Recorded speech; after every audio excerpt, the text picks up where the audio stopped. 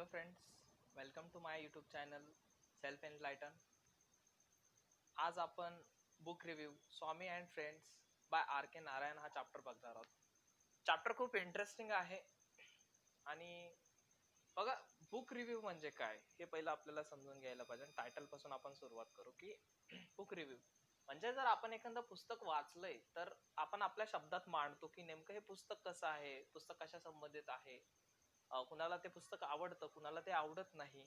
तर रिव्ह्यू म्हणजे काय, आपण त्या पुस्तकाबाबत थोडंसं सांगणं, त्याचा इम्पॉर्टन्स असेल, त्या पुस्तकामध्ये काय स्टोरी आहे ते सांगणं असेल, किंवा मग त्या पुस्तकाची थीम काय आहे, या सगळ्या गोष्टी, त्याच्यात चांगलं काय आहे, त्यात वाईट काय आहे, या ज्या गोष्टी आपण सांगतो त्याला रिव्ह्यू म्हणतो. आता हे एक बुक रिव्ह्यू आहे जे आहे स्वामी अँड फ्रेंड्स आणि त्याचे जे रायटर आहे आर के नारायण यांनी लिहिलेले. बघा इथं त्याचं एक पेज दिलेलं आहे, front page, R K Narayan Swami and friends हे जे पुस्तक त्यांनी लिहिलेलं आहे. तर या पुस्तकाचा तो रिव्ह्यू आहे. इन शॉर्ट याच्यासारखं एक सिमिलर एक्झाम्पल कदाचित ते आपल्याला माहीत असेल, जसं की एखादी फिल्म असते बघा. आता बरेचसे लोक ती फिल्म बघायला जाण्याच्या अगोदर काय करतात ते विचारतात दुसऱ्या कुणाला तरी की कशी आहे ती फिल्म, कशाबद्दल आहे, काय स्टोरी आहे. आणि जर खरंच आवडलेली असेल, जर त्याने सांगितलंय आणि ती आपल्याला आवडली, तर काय करतो आपण ती फिल्म बघायला जातो तिथे. तर सेम तसंच आहे की रिव्ह्यू आपण कोणत्या पण गोष्टीबद्दल देऊ शकतो, जसं की एखादा फिल्म आहे, एखादा पुस्तक आहे, एखादी स्टोरी आहे, किंवा मग आपण एखादी नवीन गोष्ट परचेस करायला गेलो तर ती परचेस करण्यासाठी पण त्या वस्तूबद्दल आपण रिव्ह्यू मांडू शकतो. तर त्याच टाईपचा हा एक बुक रिव्ह्यू आहे. आणि ज्या पुस्तकाचा रिव्ह्यू इथं केला जाणार आहे, ज्या पुस्तकाबद्दल आपण माहिती घेणार आहोत, तर त्या पुस्तकाचं नाव आहे स्वामी and friends by R K Narayan. आता स्वामी हे कॅरेक्टर आहे त्याच्यातलं, जे ज्यावेळेस भारताला स्वातंत्र्य मिळालेलं नव्हतं, ज्यावेळेस भारत पारतंत्र्यामध्ये होता, तर त्यावेळेसच्या एका मुलाचा कॅरेक्टर रोल प्ले केलेला आहे. स्वामी हा त्या कॅरेक्टरचं नाव आहे की त्यावेळेसचे मुलं कसे होते. पुस्तकामध्ये खूप छान पद्धतीने त्यांनी मांडलंय. आणि त्याचे मित्र. आता हा चॅप्टर जो लिहिलाय आर के नारायण यांनी लिहिलाय, खूप रिनाउंड असे खूप रिनाउंड असे रायटर होते भारतामधले, एक नावाजलेले लेखक ज्यांनी खूप साऱ्या साहित्य बनवलेलं आहे. तर त्यांनी हा चॅप्टर लिहिलेला आहे. खूप महत्वाचं पुस्तक पण आहे आणि त्या पुस्तकाचं सिग्निफिकन्स पण आपण याच्यामध्ये बघणार आहोत. त्या पुस्तकाबद्दल थोडीशी इन्फॉर्मेशन पण दिलेली आहे आणि आर के नारायण यांच्याबद्दल पण आपण बघणार आहोत. सो आपण स्टार्ट करू. A little bit about the book. ह्या पुस्तकाबद्दल जे काही थोडंसं त्यांनी सांगितलंय ते इथं मांडतोय. Anything I mention about the book can be mistakenly understood as spoilers. So I would rather give a glance into the book without mentioning any events or plots of the story. तर काय सांगतात ते की ज्या वेळेस मी एखाद्या पुस्तकाबद्दल काहीतरी सांगण्याचा प्रयत्न करतो, तर त्यावेळेस लोक चुकीनं त्याचा वेगळा अर्थ लावतात आणि त्या लोकांना काय वाटतं की हा नेहमी बिघडवून टाकतो, किंवा हा नेहमी त्या गोष्टी काय करतो, बिघडवून टाकतो, त्या पुस्तकाला तो बिघडवून टाकला असतं, असं चुकीचा समज लोकांकडून लोक करून घेतात. So I would rather give a glance into the book without mentioning any events or plots of the story.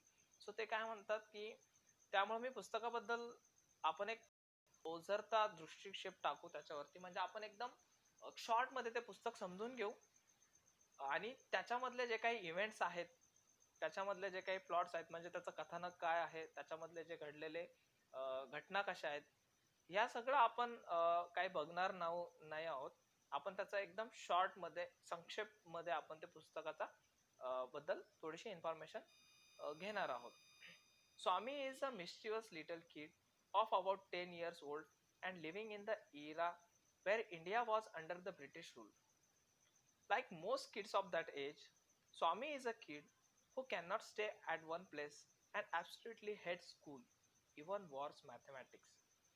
तर स्वामी हे खोडकर मुलगा होता. बघा आता खोडकर मुलगा म्हणल्यानंतर तो याच्या त्याच्या खोड्या काढतोय, कुणाला तरी परेशान करणं, हे त्याच्या याच्यामध्येच असतं, त्याच्या स्वभावामध्येच या गोष्टी असतात. तर त्या 10 वर्षाच्या मुलाची स्टोरी आहे. आणि ही स्टोरी कधीची आहे, तर ज्या वेळेस भारत पारतंत्र्यामध्ये होतं, ज्यावेळेस भारतावरती ब्रिटिशांचं राज्य होतं, त्यावेळेसची ही स्टोरी आहे. आणि साधारणतः त्या वयाच्या मुलासारखं, म्हणजे 10 वर्षाचे जसे मुलं असतात त्याच टाईपचा हा स्वामी पण होता. सगळ्या गोष्टी तो सेम करत होता. तो नेहमी एका जागेवरती तो कधीच थांबत नव्हता. तो काय करायचा, इकडून तिकडे जाण्याचा प्रयत्न करायचा. त्याला हवं ते तो गोष्टी करायला लागायचं, जसं की खेळणं असेल, इकडून तिकडे धावणं असेल, पळणं असेल, सतत काही ना काही गोष्टी उचलणं, हे काय आहे ते काय आहे. बघा तुम्ही, लहान जर 9-10 वर्षाचा मुलगा जर तुमच्या सोबत आहे, तर तो जनरली याच गोष्टी करतो. तुम्हाला काहीतरी विचारणार तो, किंवा मग हे उचलून ठेव, तुमचं काहीतरी इम्पॉर्टंट वस्तू घे, किंवा मग खेळताना खूप धिंगाणा करणे.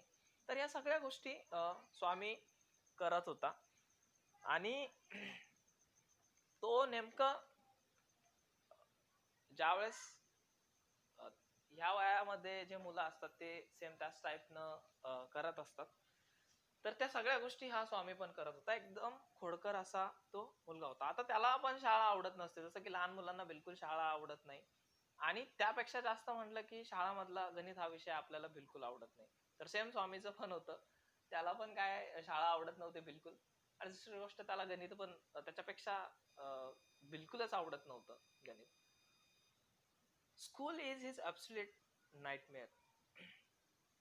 तर शाळा हे त्याच्यासाठी एक दुःस्वप्न होतं. खूप भीतीदायक असं त्याच्याबद्दल होतं. बघा, नाईटमेअर या शब्दाचा अर्थ त्यांनी इथे स्पष्ट केलेला आहे की नाईटमेअर म्हणजे भीतीदायक अनुभव होता त्याचा. शाळा त्याला नेहमी नावडतीच होती, पहिल्यापासूनच त्याला शाळा बिलकुल आवडत नव्हती. So anyway, the story unfolds around the happenings of this kid and how he constantly gets into trouble and gets a good beating from his father. बघा, तर स्टोरी ही कशाबद्दल आहे की तो जो मुलगा आहे त्याच्या आयुष्यामध्ये ज्या काही गोष्टी घडत असतात, म्हणजे त्या खूप त्याला वाईट अशा गोष्टी घडत होत्या त्याच्या जीवनामध्ये. त्या वेगवेगळे आव्हानं निर्माण करत होत्या त्याच्या जीवनामध्ये. ते वेगवेगळे, ज्याला आपण विघ्न म्हणू शकतो, किंवा मग वाईट परिस्थिती आणण्याचा जे प्रयत्न करतो, अशा बरेचसे इन्सिडेंट त्याच्या आयुष्यामध्ये घडत होते. आणि ही जी स्टोरी आहे ती या पद्धतीनेच उखलत जाते, उमलत जाते. आणि तो जो स्वामी नावाचा मुलगा होता, तो नेहमी त्याच्या आयुष्यामध्ये अशा ट्रॅजेडी घडत होत्या की तो कुणाच्या ना कुणाच्या याच्यामध्ये सापडायचं, की त्यानं काहीतरी चुकी केली की तो कुणी ना कुणी त्याला पकडायचा. आणि तो नेहमी त्याच्या वडिलांकडून काय खूप मार खायचा. आणि ज्या वेळेस तो अडचणीमध्ये सापडायचा, आणि कधी कधी मग त्याच्या वडिलांकडून त्याला काय व्हायचं की खूप तो मार पण खायचा. आणि हे नेहमी घडत होतं. स्वामी is a talkative little kid and thinks that's his way of facing life, talking himself out of everything. But he does learn the truth the hard way. As many teens back then, all he wants to do is play under the sun, kick something, climb a tree, breaking something, and harass somebody. Unlike kids today, this in fact was, and in the most parts of India still is, the life of typical boy growing up. तर स्वामी हा काय होता, खूप बडबडा असा मुलगा होता. टॉल्केटिव्ह म्हणजे काय की बडबड करणे. तो खूप जास्त बडबड करायचा, काही ना काही तो सतत बोलत राहायचा. आणि तो लाईफ खूप वेगळ्या पद्धतीने फेस करायचा. जीवनामध्ये तो खूप वेगळ्या पद्धतीने कामं करायचा, आणि ती लाईफ तो फेस करत होता. आणि तो सगळ्यांपेक्षा स्वतःला खूप वेगळा समजायचा, की नेमका तो कशा पद्धतीने वेगळा आहे. आणि हे सगळं त्याच्या आयुष्यामध्ये कसं घडतंय, की बघा, नेहमी आपल्याला जर कोणीतरी मारतंय, किंवा मग आपण पुन्हा पुन्हा अडचणीत सापडतोय, तर आपल्या मनात काय येईल की यार, माझ्यासोबतच असं का होतंय, की मलाच नेमकं माझ्याच जीवनामध्ये या अडचणी का येत आहेत, किंवा मलाच या सगळ्यांना सामोरे का जावं लागतोय, किंवा मग आयुष्यामध्ये, माझ्याच आयुष्यामध्ये ह्या अशा ट्रॅजेडीज का घडतायत. तर सेम स्वामीला पण वाटत होतं की नेमकं माझ्याबद्दलच असं काय होतं, की मलाच काहून या सगळ्या गोष्टी घडतात. आणि ह्या एवढ्या हार्श वेनं, एवढ्या कठोरतेनं ह्या गोष्टी माझ्या आयुष्यामध्ये का घडत असतील. आणि त्यावेळेस जे टीनेजर्स होते, जे किशोरवयीन मुलं होते, त्या सगळ्यांसारखंच याला पण वाटत होतं की मी पण काय करायला पाहिजे, ग्राउंड मध्ये खेळायला पाहिजे. उन्हामध्ये आपण इकडून तिकडं भटकतो किंवा मग उन्हामध्ये त्याने खेळायला पाहिजे. त्यानंतर कशाला तरी आपण किक मारायला पाहिजे, म्हणजे लात मारायला पाहिजे. बघा, सहज आपल्यातले काही मुलं मुली असतात की ते सहज चालतं चालतं कुणाला पण मारतात किंवा मग त्यांना लात मारतात किंवा मग काय पडेल असेल तर त्याला पण मारतात. अं, त्यानंतर झाडावरती चढावं आणि काहीतरी तोडून टाकायला पाहिजे किंवा कुणाच्या तरी करायला पाहिजे. ह्या सगळ्या गोष्टी काय त्याला पण त्या करावा वाटत होत्या. बघा, आताचे जे काही मुलं आहेत त्यांनी थोडंसं इथे एक्सप्लेन केलं की आताचे मुलं यांच्यापेक्षा वेगळे आहेत. म्हणजे आता मुलं फार तसे राहिलेले नाहीयेत, तर त्याच्यात सॉफ्टनेस आलेली आहे. सो आतापर्यंत, पण त्यावेळेस पर्यंत हा एक फॅक्ट होता की भारताच्या खूप मोठ्या पार्ट मध्ये जे मुलं होते, टीनेजर्स, जे किशोरवयीन मुलं होते, ते सगळे याच पद्धतीने होते. आणि हा एका टिपिकल मुलासारखी जो स्वामी होता तो वाढत होता, एक साधारण मुलासारखा तो त्याचं आयुष्य जगत होता आणि तो वाढत होता. Technology isn't big in a kids life, all they want is to play havoc. आणि त्यावेळेस ज्यावेळेस ते विचार करतायत, ज्यावेळेस जो चॅप्टर मध्ये रेफरन्स दिलेला आहे, त्यावेळेस टेक्नॉलॉजी त्यांच्या हातामध्ये नव्हती. आणि जे मुलं होते, लहान मुलं होते, त्यांच्या आयुष्यात टेक्नॉलॉजी अजून शिरकाव केलेला नव्हता. बघा की आता 4-5 वर्षाची मुलं पण मोबाईल खूप छान पद्धतीने हँडल करतात, पण त्यावेळेस ही सिच्युएशन नव्हती. त्यावेळेस त्यांच्या हातामध्ये टेक्नॉलॉजी आलेली नव्हती आणि ते फक्त त्यांना फक्त खेळावं वाटत होतं. कुणाला तरी ज्या सिच्युएशन्स घडत होत्या, जसं की इथं जो ऍडम यूज केलेली की टू प्ले होवॅक, म्हणजे काय की ज्या काही सिच्युएशन त्यांच्या समोर आहेत त्या त्या सिच्युएशन मध्ये कुणाला तरी गोंधळून टाकणे किंवा मग त्या सिच्युएशन मध्ये खूप साऱ्या डिफिकल्टीज क्रिएट करणं, प्रॉब्लेम्स क्रिएट करणं, हे त्या मुलांना असं वाटत होतं. म्हणजेच खोडकरपणा त्या मुलांमध्ये खूप जास्त होता. ते सहज कुणाचं तरी काम बिघडवून टाकायचे. तर टू प्ले होवॅक ही एक आयडम आहे, ती इथे यूज केलेली आहे. तिचा अर्थ काय तर ज्या सिच्युएशन्स आहेत त्या डिफिकल्ट बनवणं किंवा मग गोंधळून टाकणं, त्या परिस्थितीमध्ये त्यांना गोंधळून टाकणं, म्हणजेच खोड्या करणं, या टाईपनं आपण त्याला म्हणता येईल. In what ways in Swami a typical boy in his growing years.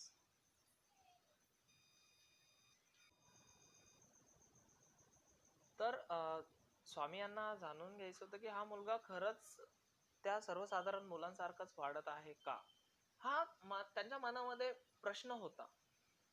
In this regard, Narayan gets deeply into the working of Swami's 10-year-old mind, explaining exquisitively how he thinks and what his perspective of the world is. The reader does feel like Swami and gets very attached with the character as the story progresses. That's the magic of Narayan. तर त्यांना तो जो प्रश्न पडला होता की खरंच हा सामान्य मुलांसारखाच आहे का, त्यांच्यासारखाच तो वाढत आहे का, तर याच्या संदर्भात त्यांनी काय केलं, त्याच्या माइंड मध्ये त्यांनी घुसण्याचा प्रयत्न केला. आता माइंड मध्ये शब्दशः आपण नाही हे करणार आहोत, तर त्याच्यासोबत गप्पा मारून त्याला जाणून घेण्याचा प्रयत्न केला की नेमकं हा कशा पद्धतीने विचार करतोय. आणि त्यांनी खूप छान या पुस्तकामध्ये एक्सप्लेन केलेला आहे. बघा, हा जो शब्द आला आहे एक्सक्युजिव्हली, तो म्हणजे उत्कृष्टपणे त्यांनी सांगितलेलं आहे. याचा जो मिनिंग आहे तो आहे उत्कृष्टपणे, की स्वामी कशा पद्धतीने विचार करतो आणि त्याचा जगाकडे बघण्याचा दृष्टिकोन कसा आहे. पर्स्पेक्टिव्ह म्हणजे काय तर दृष्टिकोन कसा आहे, त्याचा जगाकडे बघण्याचा दृष्टिकोन कसा आहे. तर आणि हे त्यांनी खूप छान पद्धतीने एक्सप्लेन केलेलं आहे या पुस्तकामध्ये. आणि जे रीडर आहेत त्यांना ज्यावेळेस ते पुस्तक वाचायला सुरुवात करतात त्यावेळेस ते स्वामी सारखं फील करायला लागतात आणि ते जे कॅरेक्टर आहे स्वामी, त्याच्यामध्ये ते खूप डीपली ऑब्झर्व होऊन जातात आणि त्याच्यासोबत ते अटॅच होऊन जातात. आणि जशी जशी स्टोरी पुढे पुढे जाते की ते त्यांना अजूनच त्या कॅरेक्टर बद्दल अटॅचमेंट वाटायला लागते. आणि हेच मॅजिक आहे नारायण यांच्या लेखणीतलं. खूप छान पद्धतीने ते ह्या सगळ्या गोष्टी एक्सप्लेन करतात. Significance of the book. आता या पुस्तकाचं महत्व काय आहे? जे पुस्तक स्वामी अँड फ्रेंड्स जे आर के नारायण यांनी लिहिलंय त्याचं महत्व काय आहे? Swami and Friends by R.K. Narayan is not merely an interesting read that could be enjoyed from top to bottom, but the works attributes a lot of literary values, even if it is a teen book. तर हे जे पुस्तक आहे स्वामी and friends जे R K Narayan यांनी लिहिले, हे फक्त खूप इंटरेस्टिंग असं पुस्तक नाही ज्याला आपण खूप जसं की सुरुवातीला घेतलं आपण आता की त्याला डायरेक्टली फिनिश करू एंड मध्ये, आपल्याला त्याला फक्त वाचण्यामध्ये आनंद येईल अशा पद्धतीचं ते पुस्तक आहेच, पण त्याला साहित्याच्या दृष्टीने खूप महत्व पण आहे. आणि जरी हे पुस्तक लहान मुलांसाठी लिहिलेलं असलं तरी पण हे पुस्तक सगळ्यांसाठी, जे मुलं स्पेशली लिटररी स्टडी करतात तर त्यांच्यासाठी पण हे महत्वाचं आहे आणि खूप इम्पॉर्टंट आहे. Swami and Friends is a good read for the kids and teens alike. Also, the book is widely used in the Asian continent as a study text for the student who study literature as a subject at schools. This does not mean that the book is filled with heavy grammar and technical jargon. Actually, the truth is in the contrary to this. तर स्वामी आणि friends हे खूप छान पुस्तक आहे वाचण्यासाठी, लहान मुलांसाठी तर खूप छानच आहे. पण हे पुस्तक जे आहे ते आपल्या एशियन कंटिनेंट मध्ये ऍज अ स्टडी टेक्स्ट म्हणून यूज केलं जातं. म्हणजे त्याचा अभ्यास केला जातो त्या पुस्तकाचा. जे विद्यार्थी साहित्य क्षेत्रामध्ये आहेत, जे विद्यार्थी साहित्याचा अभ्यास करतात, तर त्या विद्यार्थ्यांना हे पुस्तक त्याच्या ज्याला अकॅडमिक इयर मधलं जे पुस्तक असतं त्या पद्धतीचेच आहे आणि याचा ते अभ्यास करतात. जसं की आपण इंग्लिशचा अभ्यास करतोय सध्या, हे पुस्तक आपल्यासाठी आहे.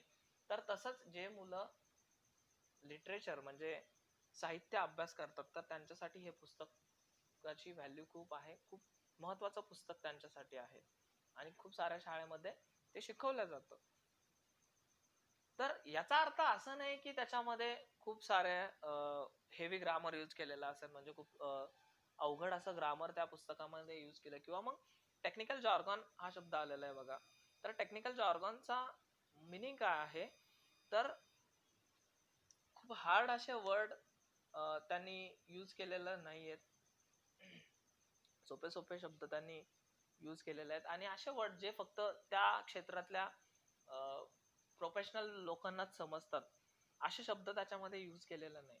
आणि ऍक्च्युली हे खरंच विरोधाभास आहे की एवढा मोठा रायटर आहे, तो त्याच्या क्षेत्रामध्ये खूप रिनाउंड असा आहे आणि तो एवढे सिंपल सिंपल वर्ड्स त्याच्यामध्ये यूज करतोय. तर बेसिकली लहान मुलांना समोर ठेवून पुस्तक बनवलेलं होतं म्हणून खूप सोपं ते पुस्तक आहे आणि त्याला सिंपल लँग्वेज त्यांनी यूज केलेले. Swami and friends is written in such a simple English, it is hard to imagine that it is a work of such a literary like R.K. Narayan. The English used in this book is both plain and simple, without any troubling words for the kids. Also, the use of simple and short sentences adds to the simplicity of the book.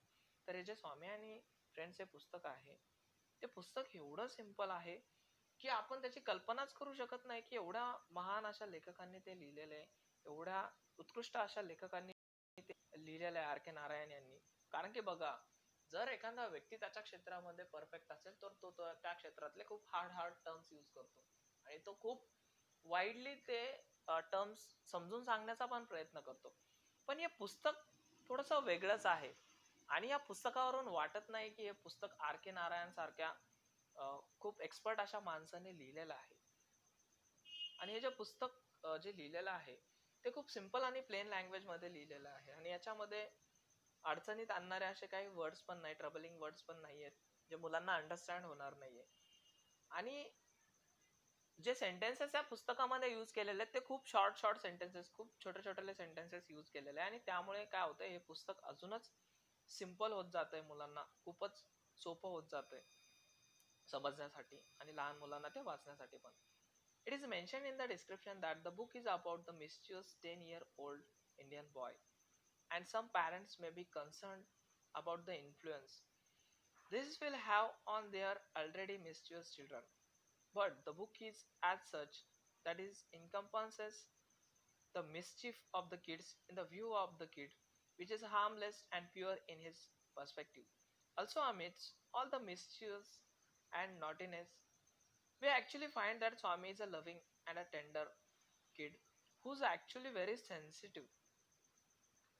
It is also a known fact that mischievous kids are the most sensitive and loving people of all. And R.K. Narayan does a great job conveying that to all of us. So पुस्तकाच्या जे description आहे त्याच्यामध्ये हे जे लहान मुलगा आहे 10 वर्षाचा भारतीय मुलगा आहे त्याच्या खोडकरपणाबद्दल मेन्शन केलेलं आहे त्याच्याबद्दल त्यांनी सांगितलेलं आहे आणि काही पालकांना हे वाटतही असेल की कदाचित हे पुस्तक वाचल्यानंतर याचा जो इफेक्ट आहे तो आपल्या मुलावरती पण होईल आणि त्यांच्या मुलांचा व्ह्यू थोडासा बदलेल आणि त्यांचे मुलं पण काय होईल जे खूप मिस्चिवस आहे ऑलरेडी मुलं पण तर त्याच्यावर ती पण काय होईल त्याचा इफेक्ट होईल पण हे जे पुस्तक आहे ते ह्या खोडकरपणाच्या अवतीभोवती फिरत राहतं आणि जे मुलं असतात म्हणजे मुलांचा जे खोडकरपणा असतो तर त्यांच्या दृष्टीने ते कुणालाच हार्मलेस नसतं किंवा मग त्यांच्या दृष्टीने असं वाटतं की आपण कुणाला तरी इजा पोहोचत नाही बघा लहान मुलं ज्या ज्या गोष्टी करतात त्यांना बिलकुल माहित नसतं की आपण जर एखादी गोष्ट केली तर याच्यामुळे काय होईल कुणाला तरी लागेल किंवा मग कुणाचं तरी नुकसान होईल कारण की त्यांना असं वाटतच नाही की आपण काहीतरी चुकीचं करतोय कारण की ते त्यांच्या दृष्टीने बघतात लहान मुलांच्या दृष्टीने बघतात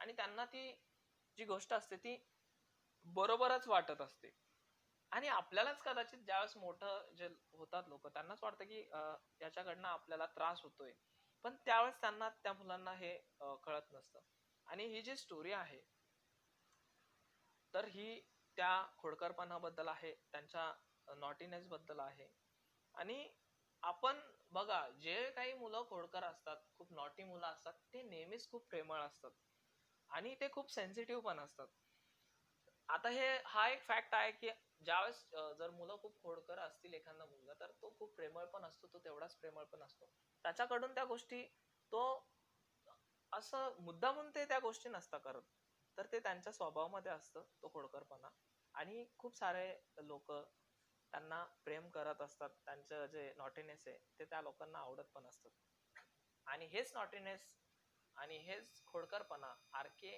नारायण त्यांनी खूप छान पद्धतीने आपल्याला समजून सांगितलेला आहे आणि तो या पुस्तकामध्ये त्यांनी मांडलेला आहे तेवढ्याच छान पद्धतीने हे आहेत आर के नारायण ज्यांनी ते स्वामी अँड फ्रेंड्स हे पुस्तक लिहिलेलं आहे so in conclusion it can be said that this book is a good read for children of all ages who may just enjoy a good read or who may want to improve their English skill तर हे जे पुस्तक आहे conclusion मध्ये त्यांनी काय सांगितलं की हे जे पुस्तक आहे ते तर सगळ्याच वयाच्या मुलांना वाचण्यासाठी खूप छान आहे आणि स्पेशली त्या लोकांना ज्यांना फक्त वाचायला खूप आवडतं एखादं पुस्तक हातात पडलं की आपण काय करतो ते सहज पूर्णच्या पूर्ण वाचून घेतो तर ज्या मुलांना फक्त ते पुस्तक वाचायला आवडतं आणि त्याला एन्जॉय करायला पाहिजे त्या पुस्तकातून तर हे त्यांच्यासाठी पण चांगलं आहे आणि दुसरी गोष्ट जर तुम्हाला तुमचे इंग्लिश स्किल इम्प्रूव्ह करायचे आहेत तर त्याच्यासाठी पण हे पुस्तक खूप महत्त्वाचं आहे आणि खूप हेल्पफुल पण ठरेल आणि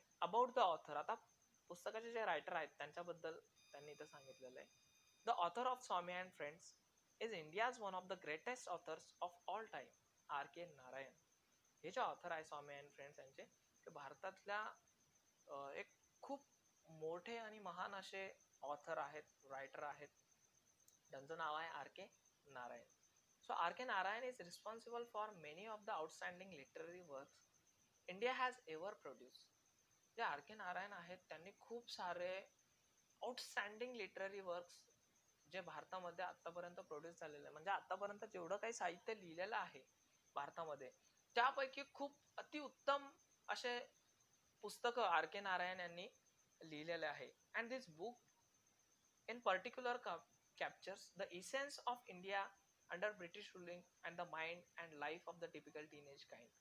तर हे जे पुस्तक आहे तर ते हा एक सार आहे, हे कन्क्लुजन आहे. इसेन्स म्हणजे काय तर सार आणि एक स्पिरिट ज्याला म्हणता येईल आपण. तर त्याचा एक सार आहे की ज्यावेळेस भारत हा ब्रिटिशांच्या पारतंत्र्यामध्ये होता, ज्यावेळेस भारत पारतंत्र्यामध्ये होता त्यावेळेसची स्टोरी याच्यामध्ये खूप छान पद्धतीने त्यांनी समजून सांगितलेली. आणि दुसरी गोष्ट की त्यावेळेसचे जे टिपिकल मुलं होते, जे सर्वसाधारण टीनेजर्स होते, तर त्यांच्या आयुष्यामधलं त्यांचं माइंड कसं होतं त्याच्याबद्दल त्यांनी या पुस्तकामध्ये सांगितलेलं आहे.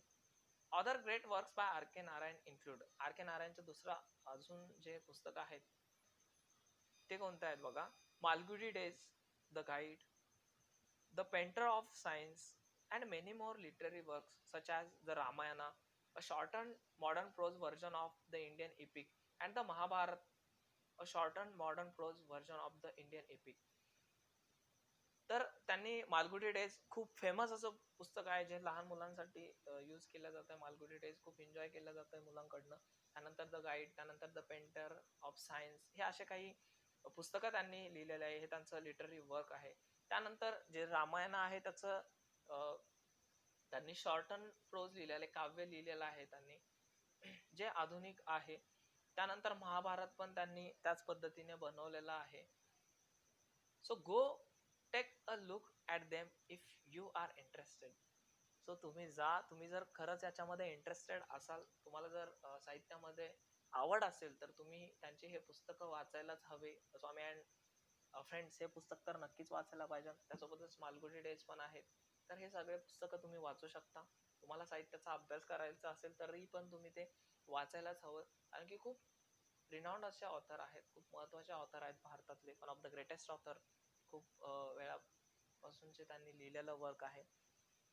सो बघा, पुस्तकाबद्दल त्यांनी 3 पार्ट मध्ये सांगितलेलं. पहिलं पुस्तकाबद्दल, दुसरं त्याचं महत्व काय आहे त्या पुस्तकाचं, आणि तिसरी गोष्ट म्हणजे आर के नारायण बद्दल त्यांनी सांगितलेलं आहे. सो खूप इंटरेस्टिंग असं पुस्तक आहे. बघा, आपण ज्यावेळेस त्याचा रिव्ह्यू वाचतोय तर आपल्याला कळतंय की खरंच त्यावेळेसचे मुलं कसे असतील, पारतंत्र्यामध्ये ज्यावेळेस भारत होता त्यावेळेसची मानसिकता काय असेल मुलांची, आणि हे सगळं आपण या पुस्तकाच्या माध्यमातून जाणून घेऊ शकतो.